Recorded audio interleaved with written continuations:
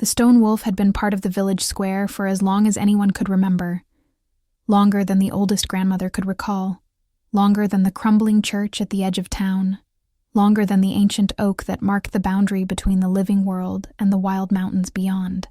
Carved from black stone that seemed to absorb light rather than reflect it, the wolf stood frozen in a pose of eternal vigilance, its massive head raised toward the stars, its eyes empty hollows that somehow still seemed to watch everything. Children dared each other to touch it on moonless nights. Lovers left flowers at its base hoping for blessings, and the superstitious claimed they could hear it howling when storms rolled down from the peaks. But for Ilara, the wolf was something else entirely.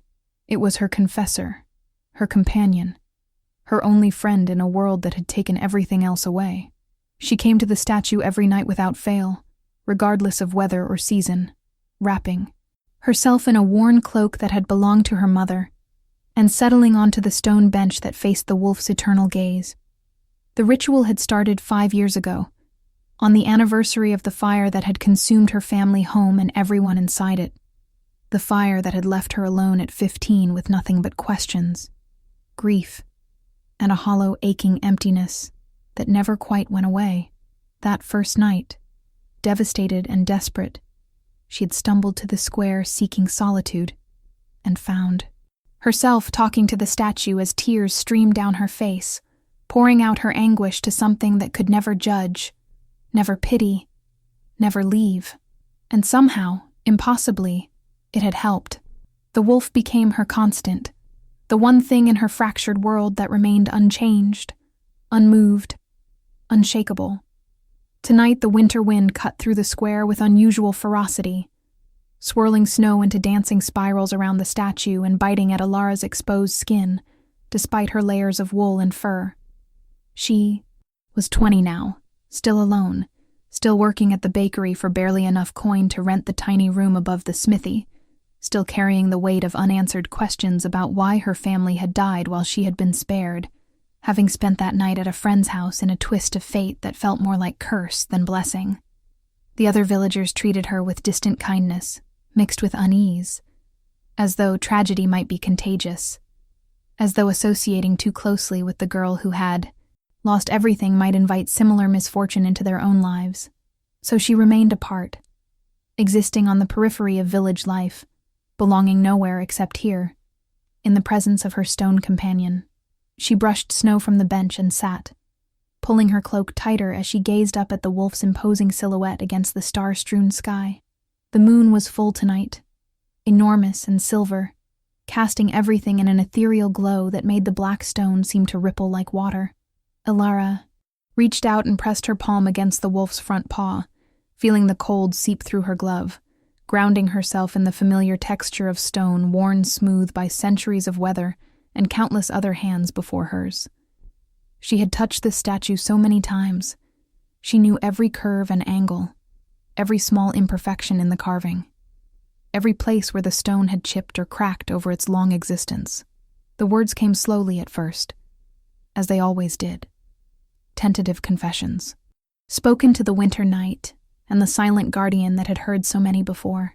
She told the wolf about the loneliness that sat like a stone in her chest, about the dreams that still woke her screaming with visions of flames and the smell of burning wood, about the hollow feeling of going through days that all blended together into a gray, monotone existence. She talked about the baker's son, who had tried to court her last spring, and how she had gently refused because she could not imagine letting anyone close enough to lose them too, about the traveling merchant who had offered her work in the city, and how she had declined because leaving felt like abandoning the last connection to her family, even though they were gone, and this place held more pain than comfort. As she spoke, her voice cracking with emotion, she usually kept locked away. Tears began to slip down her cheeks, freezing in the bitter cold. She pulled off her gloves with shaking hands and placed both palms flat, against the wolf's stone chest, right where a living creature's heart would beat.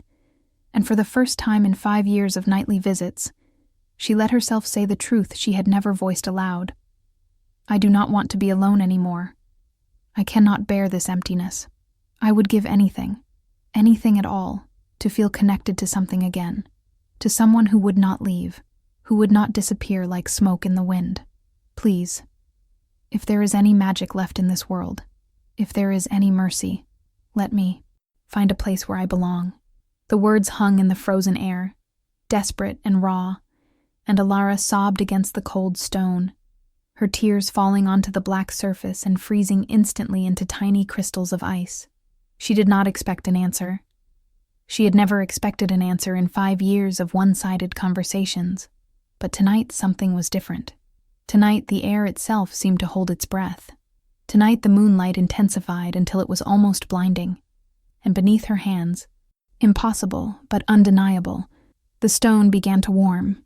Alara jerked back in shock, staring at the statue with wide eyes as hairline cracks spread across the black surface like lightning frozen in stone, glowing with a deep golden light that seemed to come from within.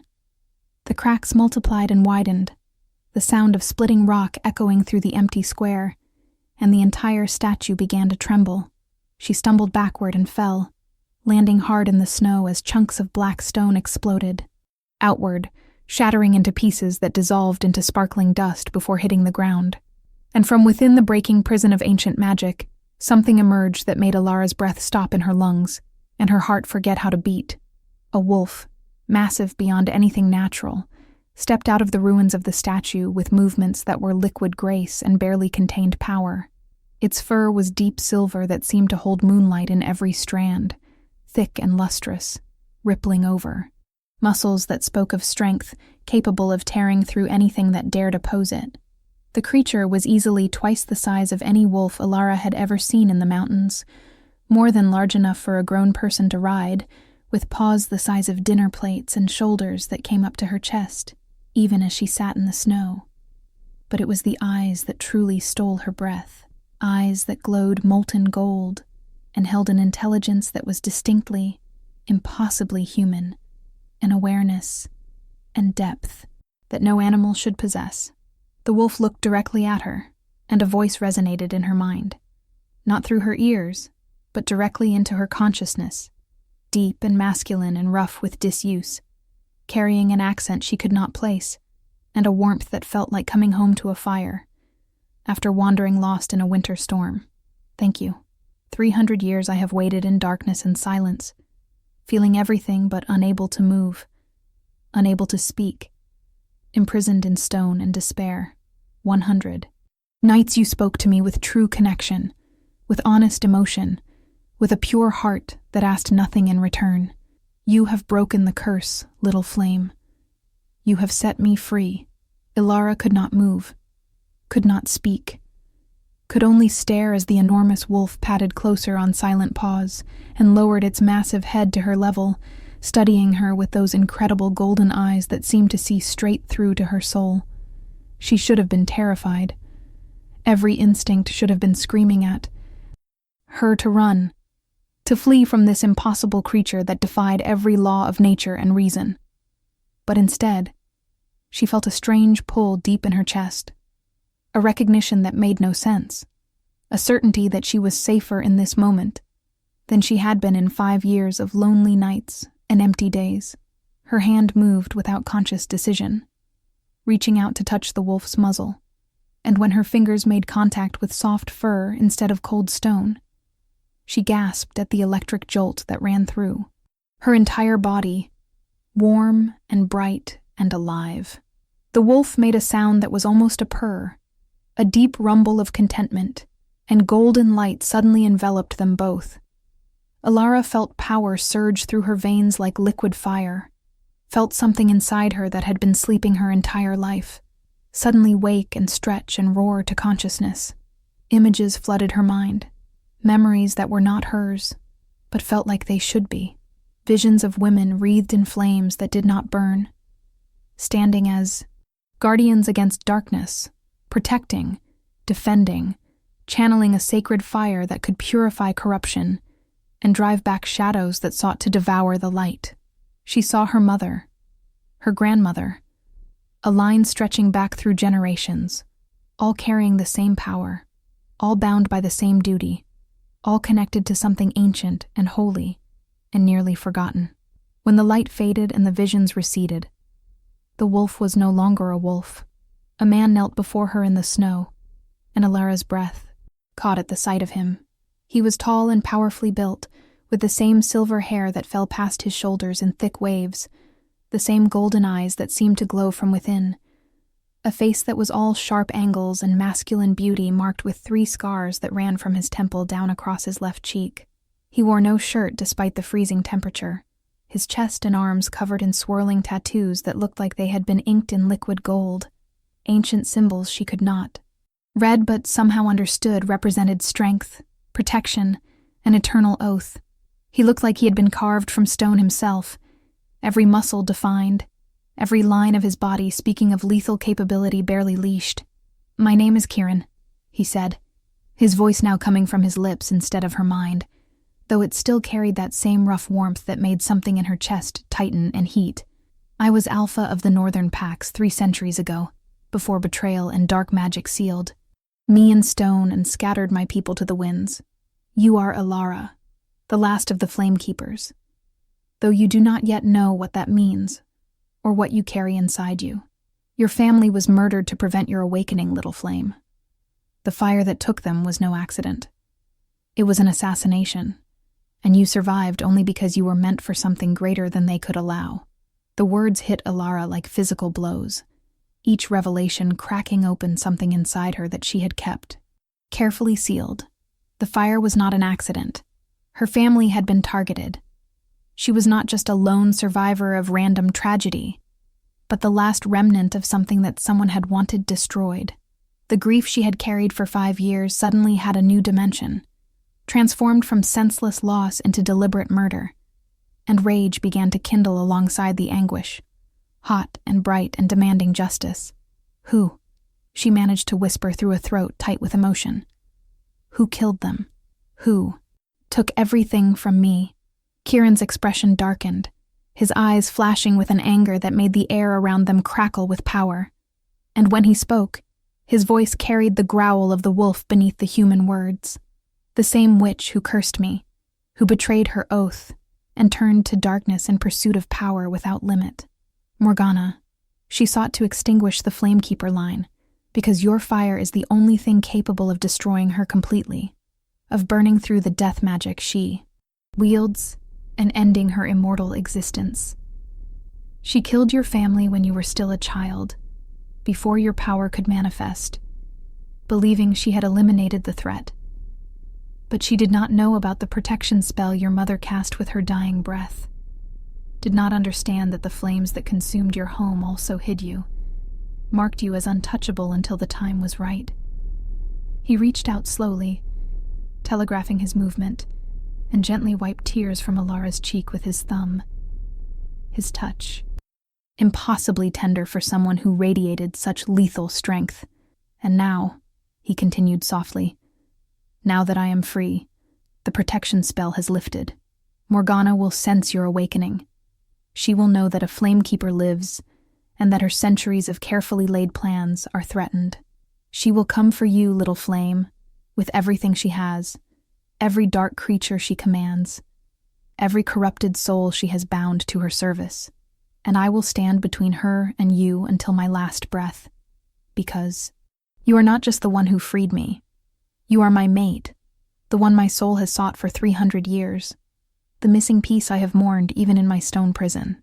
If you enjoyed this story so far, please hit that like button and let me know in the comments what you think about Kieran and Alara's connection. And do not forget to subscribe, because this is just the beginning of their journey together." Alara's mind reeled, trying to process everything being thrown at her all at once. Witches, curses, ancient bloodlines, power she did not know she possessed, a wolf who could become a man who claimed she was his destined mate. It should have been impossible. It should have been insane. But looking into Kieran's eyes, feeling the warmth of his hand still cupping her face, sensing the truth of the connection that hummed between them like a living thing, she could not deny what her heart already knew. This was real, all of it, and her lonely, quiet life had just shattered into something vast and dangerous and absolutely terrifying. "I do not understand any of this," she said, her voice shaking. "I am nobody. Just a baker's assistant. I do not have magic or power or anything special. You must be mistaken."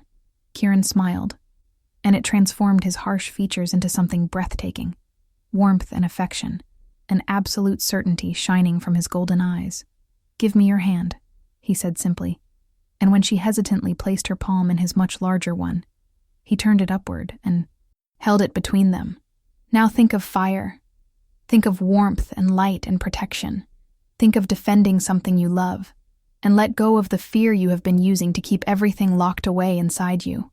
Ilara did not know how she knew what to do, but instinct guided her. Some deep ancestral knowledge rising from wherever it had been sleeping all these years. She thought of her mother's smile, of her father's laugh, of her little brother's joy when she told him stories. She thought of wanting to protect them, of wishing desperately that she could have saved them from the flames. She thought of Kieran standing in front of her, promising to defend her with his last breath, and something fierce and hot surged through her chest and down her arm.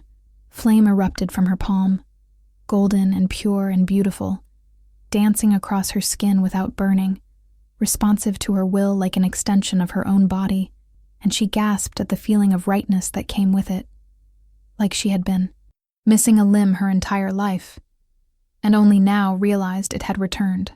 "There you are," Kieran murmured, wonder in his voice as he watched the flames reflect in his golden eyes. "There is the power that has been waiting for you to claim it. You are a flame keeper, Ilara. The sacred fire answers to you. It will protect you, defend you, burn away anything that threatens what you hold dear. And together, we will make Morgana pay for every life she has taken, every soul she has corrupted, every moment of suffering she has caused. I swear this to you on my oath as Alpha, on the bond that ties our souls together. She will face justice, and you will have your vengeance." The flames in Ilara's hand flared brighter in response to his words, and she felt something shift inside her. Grief and rage and loneliness beginning to transform into purpose, into determination, into a fierce resolve that burned away the helplessness she had carried for so long. She was not powerless. She was not just a victim of circumstance. She was the last of an ancient line of protectors, and she had been given a second chance not just at life, but at meaning, at belonging, at standing for something greater than her own survival. And she was not alone. Not anymore. She had Kieran, this impossible wolf man who looked at her like she was precious and important and worth defending, who made her feel things she had thought died in the fire with her family, who represented everything she had wished for in 5 years of lonely prayers to an unresponsive statue. But even as hope kindled in her chest, a distant howl echoed from the mountains, long and mournful and wrong, carrying a quality of corruption that made her skin crawl and her newly awakened fire flicker with distress. Kieran's head snapped toward the sound, his entire body going rigid, his eyes flashing with recognition and fury. "She knows," he growled, pulling Ilara to her feet with effortless strength. "The curse that bound me was tied to a protection. Ward around this valley. With my freedom comes its collapse. Morgana's creatures have been waiting 300 years for this moment, kept at bay by magic they could not cross. Now the barrier is gone, and they will descend on this village like a plague, killing everyone they find unless we stop them." "How many?" Ilara asked, surprised by the steadiness in her own voice even as fear tried to choke her. "How many are coming?" Kieran's expression was grim as more howls joined the first, a chorus of wrongness that seemed to come from every direction at once. Dozens, maybe more. Shadow-touched wolves corrupted by death magic, driven mad with bloodlust and pain, knowing nothing but the need to kill and consume. They were once my pack, Little Flame. Morgana took them after I was imprisoned, twisted them into monsters, and set them as eternal guardians to ensure no one could free me. Now they serve only her, and they will tear through this village in minutes unless we give them a reason to. Focus on us instead. Then we run, Ilara said immediately, understanding what he was suggesting, even though every instinct screamed against deliberately drawing danger to herself. We make them chase us away from the village. We protect these people even if they never knew I existed as anything more than the tragic orphan girl. Kieran, I cannot let more innocents die because of me, because of what I am. I will not carry that weight. Kieran looked at her with something like pride blazing in his eyes, and he pulled her close, pressing his forehead to hers in a gesture that felt sacred and binding, an acknowledgement of her choice, and a promise that he would support it no matter the cost. You have the heart of a true alpha, he said softly, brave and selfless and willing to sacrifice for those weaker than yourself. This is why you were chosen to be my mate, Alara, not just because of your bloodline or your power, but because of who you are beneath all of that. Your soul calls to mine, and I would follow you into any darkness, face any enemy, endure any trial. We will protect them. And then we will hunt Morgana down and end this, together. He shifted forms in a ripple of golden light, becoming the massive silver wolf again, and crouched low to allow Alara to climb onto his back. She hesitated only a moment before gripping his thick fur and pulling herself up, settling between his shoulder blades and pressing close to his warmth. Kieran's voice echoed in her mind, intimate and close despite the physical transformation. Hold tight, little flame. Channel your fire through our bond. Let them see what awaits them when they threaten what belongs to us. Show them that the Flame Keepers have returned, and their reign of darkness ends tonight. Alara closed her eyes and reached for the power that now burned inside her, feeling it respond instantly to her will, eager and ready and vast beyond anything she had imagined. She felt Kieran's presence beside her own in that inner space where magic lived, strong and steady and absolutely unshakable, an anchor in the storm of newly awakened abilities threatening to overwhelm her. Their energies twined together naturally.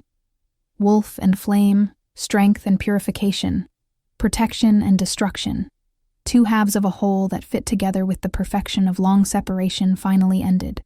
When she opened her eyes again, golden fire wreathed her entire body, dancing along her arms and whipping in her hair without burning a single strand, and she could feel Kieran's approval and desire and fierce protective love flooding through their connection like sunlight breaking through clouds.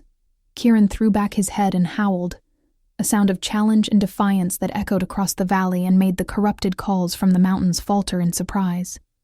Then he launched into motion, powerful muscles bunching and releasing as he raced through the village streets, faster than any horse Alara had ever seen, heading directly toward the mountain pass, where the shadow-touched pack was descending. She held on with both hands and knees, her fire blazing brighter as they ran, leaving a trail of golden light behind them that would be visible for miles, an unmistakable beacon drawing every dark creature's attention away from the sleeping villagers and onto the two of them alone against an army of corruption. The first of the shadow wolves appeared as they cleared the village boundary, and Alara's stomach turned at the sight of them. They had once been magnificent creatures. She could see that in the structure beneath the wrongness, but Morgana's magic had twisted them into abominations. Their fur was matted and patchy, falling out in clumps to reveal skin mottled with black veins like spreading infection. Their eyes glowed red instead of gold, filled with madness and agony and hunger that could never be satisfied. Foam dripped from their jaws, and the smell of decay rolled off them in waves. Death magic, corruption eating them from the inside out, even as it forced them to continue existing in perpetual torment. These were not enemies. These were victims, and Alara's heart broke even as she prepared to defend herself against them. "Can they be saved?" she asked Kieran desperately, as the corrupted wolves surrounded them, circling with unnatural coordination, at least 20 that she could count with more emerging from the trees every second. "Can the death magic be purged? Can we free them instead of destroying them?" Kieran's mental voice was heavy with grief and rage at what had been done to his former pack. If any magic in this world can burn away corruption without destroying the soul beneath, it is your sacred flame. Try, little flame. Give them the mercy of purification, or the peace of a clean death. Either way, you free them from 3 centuries of suffering, and that is more kindness than Morgana ever showed. The shadow wolves attacked as one, a coordinated strike that spoke of the Intelligence they retained despite the madness. And Alara acted on pure instinct.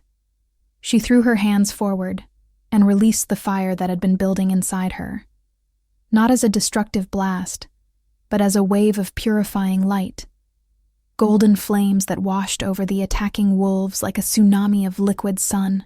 The creatures howled, but this time the sound was different. Shock and pain giving way to something that might have been relief as the sacred fire burned into them, scouring away the black. Corruption that had infected every cell, purifying the death magic that had kept them locked in torment for longer than most humans lived. Some of the wolves collapsed immediately, their bodies giving out after centuries of unnatural existence, finally allowed to die clean and return to the earth as they should have long ago.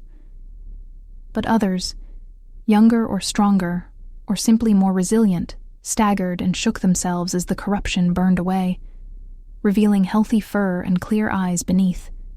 The red madness fading to be replaced by confusion, and then overwhelming gratitude as they recognized their alpha standing before them in the flesh after 300 years of believing him lost forever. They dropped to their bellies in submission and respect, whining softly, and Kieran's grief rage transformed into something equally powerful, but infinitely more healing as he shifted back to human form and moved among them, touching each head, speaking names he had not said in centuries, welcoming home the fragments of his pack that had survived this long nightmare. But there were more shadow wolves still coming, dozens more pouring down from the mountains, and Alara could feel something else behind them, a presence that radiated such malevolence and power that her newly awakened senses recoiled in instinctive terror. Morgana was coming herself, drawn by the disturbance, by the sacred fire blazing in the night, by the realization that her careful plans had unraveled, and the greatest threat to her existence had just announced itself to the world. Kieran felt it too, his body going tense as he shifted back to wolf form and positioned himself in front of Alara, the small group of freed wolves moving to flank them, ready to fight beside their returned alpha, even though they were weak and disoriented from their sudden purification. She appeared at the edge of the tree line like a nightmare given flesh, and Alara understood immediately why even the memory of this witch had been enough to fuel Kieran's fury across 3 centuries. Morgana was beautiful in the way that poisonous things were beautiful, tall and slender, with skin pale as death and hair black as midnight that moved around her face as though underwater despite the still air. She wore robes that seemed to be woven from shadows themselves, constantly shifting and reforming, and her eyes were solid black, no white or iris visible, just endless darkness that seemed to swallow light. The temperature dropped, 20 degrees with her presence, frost spreading across the ground in intricate patterns, and Alara's fire flickered and struggled against the weight of death magic that surrounded the witch like a physical aura. "Well?" Morgana said, her voice melodious and cold, like ice cracking over deep water. "The little flamekeeper lives after all. I must admit, I am impressed you survived this long, child. Your mother's final spell was more powerful than I anticipated. She loved you very much, you know." Her screams as she burned were quite something to hear, all that agony focused into one desperate attempt to hide you from me. Such devotion, such wasted effort. Because here you are anyway, awakened and burning bright. And I will correct my mistake from 5 years ago. This time, I will watch you die myself, and ensure no protection magic saves you. Rage exploded through Alara, at the casual cruelty, the mocking tone, the confirmation that this monster had murdered her family, and felt nothing but mild annoyance at the inconvenience. Her fire roared in response to her fury, blazing so hot and bright that the snow around her vaporized instantly, and she stepped forward despite Kieran's warning growl, facing the witch who had destroyed everything she loved. "You killed them," she said, her voice shaking but loud and clear. "You murdered my mother, my father, my brother. You tortured them. You took them from me and left me alone and broken. And now you think you can simply finish what you started, that I will go quietly into death because you have decided that is what should happen. Share this story with someone who loves supernatural romance. and drop a comment telling me whether you think Alara can defeat Morgana in her first real fight." Morgana laughed, a sound like breaking glass, and raised one hand wreathed in black flames that seemed to consume light rather than emit it. "I do not think, child. I know. You have barely awakened your power. You do not know how to wield it, how to shape it, how to use it as anything but a blunt instrument of emotion. I have had 300 years to perfect my craft, to master death magic, to become something beyond mortal limitations. You are a candle trying to stand against a hurricane. You will be snuffed out, and the Flamekeeper line will finally be extinct as it should have been centuries ago when your ancestors first opposed my ascension." She released the black flames, and they raced across the ground toward Alara like living serpents. But Kieran was faster. He leaped in front of the attack, taking the death magic directly on his chest, and Alara screamed as she felt his pain through their bond, felt the corruption trying to sink into him and tear him apart from the inside. Without thinking, acting on instinct and desperation, and the love that had grown between them in such a short time, but felt like it had existed forever, she poured her fire into him through their mate connection, channeling every ounce of power she possessed into burning away the death magic before it could take hold, purifying him the same way she had purified the corrupted wolves. Kieran gasped and shuddered as golden light erupted from within him, driving out the black flames, and when he shifted back to human form, he was unmarked, whole, his eyes blazing with gratitude, and something deeper as he looked at her. Together, he said simply, taking her hand and intertwining their fingers, "We fight together, little flame, your fire and my strength, your purification and my fury. She cannot stand against both of us united." Morgana's expression shifted from amused condescension to genuine surprise, and then to cold calculation as she watched them. And Alara saw the moment the witch realized what they represented. A mated pair of Alpha and Flamekeeper was legendary. The stories said such bonds could channel power beyond anything either could achieve alone, that their combined strength could rival the gods themselves if they fought as one. Morgana had spent 3 centuries ensuring such a pairing could never happen again, killing off the Flamekeepers and scattering or corrupting the Alpha bloodlines, maintaining her dominance through the elimination of any threat before it could fully form. But here they stood anyway. Fate or destiny or sheer stubborn will, bringing together what she had tried so hard to keep separated. The witch's casual cruelty evaporated, replaced by icy focus and killing intent. "So be it," Morgana said, her voice dropping to a deadly whisper. "If you will not die easily, I will make your end as painful as possible. I will show you exactly what 300 years of accumulated power can accomplish, and when you are gone, I will burn that village you tried so hard to protect and raise every dead soul as my servant, an army of the innocent you failed to save." She struck with everything she had, black flames and tendrils of pure death magic erupting from her in all directions, the ground itself cracking and withering beneath her power, trees exploding into splinters, the very air turning toxic with corruption. Kieran and Alara moved as one, their bond allowing them to anticipate each other perfectly, fighting with a synchronization that should have taken years to develop, but came naturally when souls were truly matched. Kieran's wolf form tore through Morgana's summoned shadow creatures, while Alara's fire burned away the death magic before it could reach them, purifying the corruption, healing the land, pushing back against 3 centuries of accumulated darkness with the blazing light of sacred flames channeled through love and righteous fury. The battle raged across the mountainside, a clash of opposing forces so intense that the sky itself seemed to crack, lightning splitting the clouds, thunder rolling like the drums of war. Alara felt her power growing with each moment, responding to her need, to Kieran's presence, to the bond between them feeding strength, back and forth, until she could not tell where her magic ended and his began. She was not just throwing fire anymore. She was becoming fire, burning and bright and utterly unstoppable. And with Kieran's wolf nature twining through her own power, she felt wild and free and absolutely alive in a way she had never experienced. But Morgana was not called a witch of legendary power for nothing. She had survived centuries by being ruthless, cunning, and willing to sacrifice anything for victory. When it became clear she could not overpower them directly, she changed tactics, targeting not Alara or Kieran, but the freed pack members who fought beside them. Vulnerable and still weak from their purification, black flames consumed 3 of the wolves before Alara could stop it, and she felt Kieran's anguish as pack members he had just regained were ripped away again, dying for real this time, their sacrifice buying moments for their alpha and his mate to live.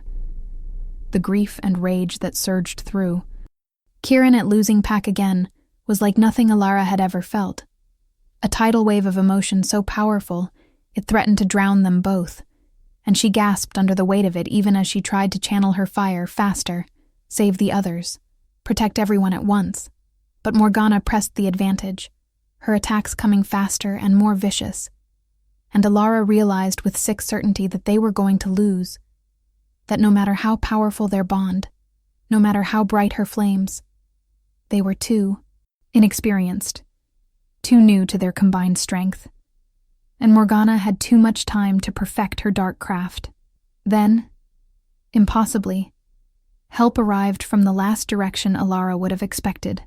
The village, the same people who had kept her at arm's length for 5 years, who had treated her with distant kindness but never true acceptance, came pouring up the mountain path carrying torches and makeshift weapons. They were farmers and bakers and blacksmiths, not warriors, but they had seen the battle from their windows, had understood that Alara and the Silver Wolf were fighting to protect them from the horrors descending from the peaks. The baker who employed her stood at the front, along with his son who had tried to court her, and they looked terrified, but determined as they spread out and began attacking the shadow wolves from the flanks, giving Kieran and Alara space to focus fully on Morgana. "You are not alone," the baker shouted to her over the sounds of battle. "You have never been alone. Alara, we were just too blind and afraid to see you, to help you, to be the community you needed. Forgive us, and let us stand with you now, even if we can only buy you seconds." Something broke open in Alara's chest at those words. 5 years of isolation cracking apart, and tears streamed down her face even as she smiled fiercely and poured everything she had into one final attack. Her fire erupted in a column of golden light that pierced the sky itself, and she felt Kieran's power surge. Alongside hers, his wolf spirit howling in harmony with her flames, their bond blazing brighter than the sun as they struck together at the witch who had caused so much suffering. The sacred fire and alpha strength combined into something new, something that had not existed in this world for centuries, a fusion of purification and primal force that could not be denied or defended against. Morgana screamed as the golden flames washed over her, burning away her shadow robes, cracking through the layers of death magic she had woven into her very being, purifying corruption that had been growing for 300 years. The witch tried to flee, to teleport away as she always had when faced with threats too great to overcome, but Kieran was faster. He shifted to human form and grabbed her wrist with one hand, while Alara pressed her other palm to Morgana's chest, and together they channeled every ounce of their combined power directly into the source of darkness. The witch's black eyes went wide with shock and fear as she realized what was happening, that she could not escape, that the purifying flames were reaching the core of her being and burning away the fundamental magic that had made her immortal. "No," Morgana gasped, her melodious voice cracking into something desperate and very human beneath the monster she had become. "No, this is not how it ends. I am eternal. I am power beyond death. You cannot destroy me." But they could, and they did. The sacred fire burned brighter and hotter until Morgana began to crack and splinter like old parchment exposed to flame. 300 years of unnatural life catching up to her all at once as the death magic sustaining her existence was purified away. She aged rapidly, skin withering, hair going white, bones becoming brittle, until what remained was just an ancient woman whose time had long since passed, who should have died centuries ago and was finally being allowed to rest. the fear in her eyes transformed to something like relief in those last moments, as though some small part of the person she had been before darkness consumed her soul was grateful to finally be freed from the monster she had become. Then, Morgana crumbled to ash, and the ash scattered on the wind, and the oppressive weight of death magic that had hung over the mountains for 300 years lifted all at once like a storm breaking. The remaining shadow wolves collapsed as the magic compelling them vanished, some dying peacefully, others reverting to their true forms and fleeing into the forest, free at last to live or die by their own choices. The corrupted land began to heal, green shoots pushing up through blackened earth, streams running clear again, the very air becoming sweeter and lighter. It was over. The witch who had killed Alara's family, who had cursed Kieran, who had plagued this region for longer than anyone could remember, was gone, purified, returned to the natural cycle she had tried so hard to escape. Alara collapsed to her knees, exhausted beyond anything she had ever experienced, her fire flickering and going out as the last of her strength left her. Kieran caught her before she could fall completely, gathering her into his arms and holding her close as she shook with reaction and relief and grief, finally able to fully express itself now that the immediate danger had passed. The villagers surrounded them in a protective circle, those who had fought and those who had hidden both coming together. And the baker's wife pressed a blanket around Alara's shoulders, while others tended to the wounded pack members who had survived, offering water and bandages and comfort to creatures they had feared only hours before. "I am proud of you," Kieran murmured into Alara's hair, his voice rough with emotion. "You fought like a warrior despite having no training. You saved my pack, saved this village, ended a threat that has existed for centuries. You are everything a flamekeeper should be, and more than I ever dared hope for in a mate." Alara managed a weak laugh that turned into a sob, and she buried her face in his chest and finally let herself cry, not just for the family she had lost, but for the years of loneliness that had followed, for the childhood stolen by a witch's cruelty, for the weight of suddenly carrying a legacy she had not known existed. Kieran held her through it all, steady and warm and absolutely unwavering, and his presence anchored her when everything else felt like it was spinning out of control. The pack members who had been freed gathered close, adding their warmth and their own grief relief, and slowly, gradually, Alara began to feel something she had not experienced since the night of the fire. She felt like she belonged somewhere, to someone, like she was part of something larger than herself, like she had found her place in the world after wandering lost for so long. The days that followed were filled with healing and rebuilding, and learning to navigate this new reality. Kieran worked with the freed pack members to re-establish their bonds and structure, teaching those who had been corrupted as children what it meant to be part of a true pack rather than mindless servants. Alara trained with her fire, learning control and precision, discovering that her power had applications beyond combat, able to heal as well as harm, to warm as well as burn, to bring light to darkness in both literal and metaphorical ways. The village, shaken by the revelation of the supernatural world existing alongside their mundane lives, slowly adapted, and the distance they had maintained with Alara transformed into respect and genuine affection as they came to understand what she had sacrificed to protect them. But not everything was easy or simple. Alara struggled with nightmares about the battle, about Morgana's mocking description of her family's deaths, about the wolves who had died even after being freed from corruption. She wrestled with survivor's guilt intensified by new knowledge, questioning why she had been the one to live when her mother and father and brother had perished, wondering if she was truly worthy of the power and the position and the mate she had been given. Some nights she woke screaming, and Kieran was always there, holding her, reminding her that grief and trauma did not disappear just because you defeated the source, that healing was a process that took time and patience and self-compassion. Kieran had his own struggles, guilt over the pack members who had suffered for 300 years while he was trapped helpless in stone, rage at having lost so much time, frustration at how the world had changed in ways he did not fully understand yet. He was a warrior and an alpha from a different era, and adjusting to this new time, while simultaneously rebuilding everything he had lost, was overwhelming.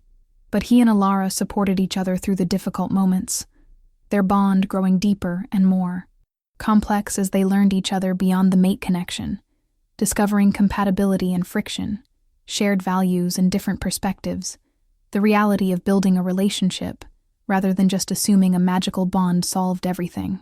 6 months after the battle, standing in the rebuilt village square where a new statue had been erected, this one showing a woman wreathed in flames standing beside a silver wolf, Alara reflected on how completely her life had transformed. She was no longer the lonely orphan girl existing on the edges of society. She was the Flamekeeper, protector of the region, guardian against supernatural threats, teacher to the 3 young people who had shown signs of carrying dormant abilities and had come to her for training. She was Kieran's mate, partner in all things, learning to balance independence with the intimacy of a bond that connected their very souls. She was Pack, accepted and valued by the wolves who looked to her as Luna, second only to Kieran in authority and respect. But most importantly, she was healing. The empty hollow place inside her that had ached for 5 years was filling with new connections, new purpose, new love. She still missed her family desperately, still felt the absence of her mother's wisdom and her father's strength and her brother's laughter. But the grief no longer consumed her completely, and she had learned to carry it alongside joy, to honor their memory by living fully and protecting others the way she wished someone could have protected them. She had found her place in the world, not despite her tragedy, but because of how she had chosen to respond to it, transforming pain into purpose and isolation into belonging. Kieran found her there, as he always seemed to know when she needed his presence, and wrapped his arms around her from behind, resting his chin on top of her head. "What are you thinking about, little flame?" he asked softly, using the nickname that had evolved from desperate prayer to term of endearment. "Everything," Alara said honestly, leaning back into his warmth and strength. "How my life changed in a single night. How I went from talking to a statue to fighting a legendary witch alongside a 300-year-old alpha wolf who claims I am his destined mate.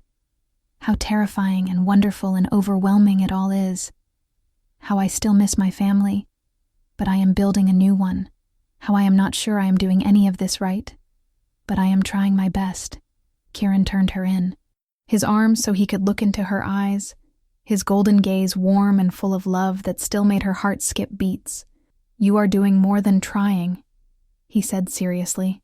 "You are succeeding. You are brave and compassionate and strong in ways that have nothing to do with your fire. You are exactly what this world needs, what I need, what our pack needs. And I will spend the rest of my life, however long that may be, standing beside you and reminding you of your worth whenever you forget." Before Alara could respond, before she could tell him how much his faith in her meant, how grateful she was that he had been the one waiting inside that statue, a young wolf came running up to them with urgent news. Reports had come in of strange disappearances in a village 3 days' travel to the east, people vanishing in the night with no trace except a lingering smell of sulfur and burnt feathers. It sounded like demon activity, something that had been rare in this region since Morgana's death, but was apparently testing the boundaries now that the old power structure had collapsed. Kieran and Alara exchanged a look, and in that moment of silent communication through their bond, they made the decision together. This was their responsibility now, their purpose, using their combined abilities to protect those who could not protect themselves from supernatural threats. It would be dangerous, possibly deadly, certainly exhausting. But it was also right, the natural extension of who they were and what they represented. The Flamekeeper and her alpha wolf, bound by fate and choice, standing against the darkness together. If you have made it to the end of this story, thank you so much for being here. And please share your thoughts in the comments about what supernatural threat you would like to see Kieran and Alara face next. Do not forget to subscribe for more stories like this one. They gathered their pack, prepared their supplies, and set out toward the east as the sun rose over the mountains, painting the sky in shades of gold and pink that matched Alara's sacred flames. The road ahead would be long and filled with challenges they could not yet imagine, but they would face it together. Wolf and flame, strength and purification. Two souls who had found each other across centuries of separation and would not be parted again. And in the village square behind them, in front of the new statue that immortalized their stand against darkness, fresh flowers appeared every morning, left by grateful people who slept safely because two broken souls had found wholeness in each other and chosen to use their power for protection rather than revenge. The story of the stone wolf who answered a lonely girl's prayers was just the beginning, the first chapter in a much longer tale of love and magic, and fighting for what mattered in a world where supernatural threats lurked in every shadow. But Alara was no longer afraid of the darkness, because she carried the light within her, and she had someone who would stand in the flames beside her no matter how hot they burned or how fierce the battle became. She had found her purpose, her pack, her power, and most unexpectedly, her heart's home in the arms of a wolf who had waited 300 years for her to set him free. And that, she thought, as Kieran's hand found hers and their fingers intertwined perfectly, was more than worth every moment of loneliness and loss that had led her to that stone statue night after night, speaking into the darkness and never giving up hope that someday, somehow, she would find where she belonged.